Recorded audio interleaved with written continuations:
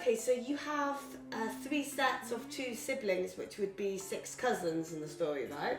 Yeah, it's interesting. Yeah, how did that sort of, what's the backstory behind that? Well, originally, I mean, all 6 cousins were in the very first story, which was called Nec Plus Ultra. Yeah. And 2 of them, Claire and Louise, actually were killed at the hands of a wood nymph at the end of that story.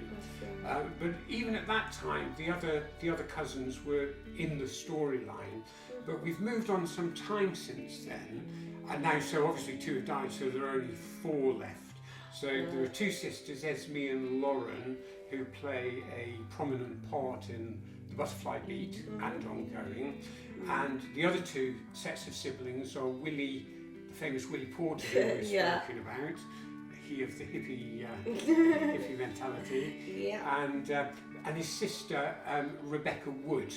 Now Rebecca Wood was earlier Rebecca Porter, but she changed her name, and one of the reasons maybe is that she's tired of being a porter, because bad things seem to be happening to the porters. Oh dear. But also the fact is, I'm not going to give too much of the storyline away, but her brother Willie's behaviour towards Rebecca has not been very good. So so there are the 6 cousins, 2 sadly deceased now.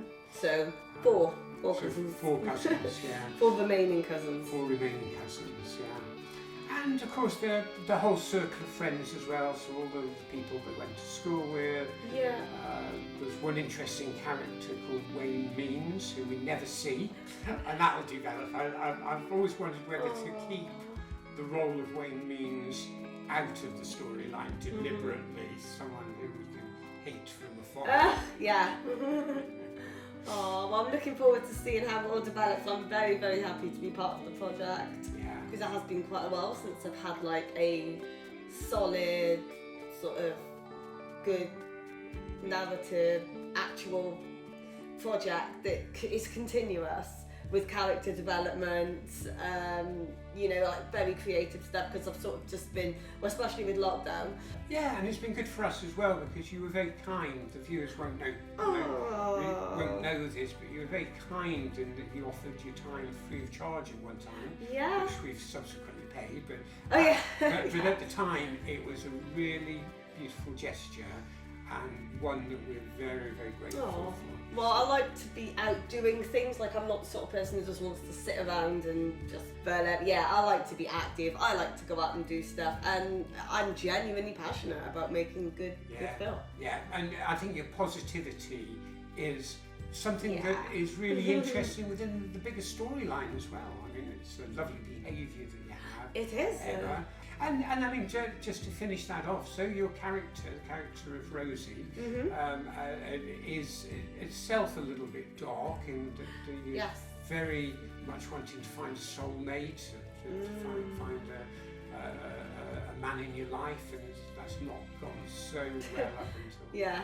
But a bit like my real life. My real life, And then, but what's not like your real life is you just suddenly found a tooth growing in the room. I've had enough issues with my teeth in the last, I had to have mouth surgery.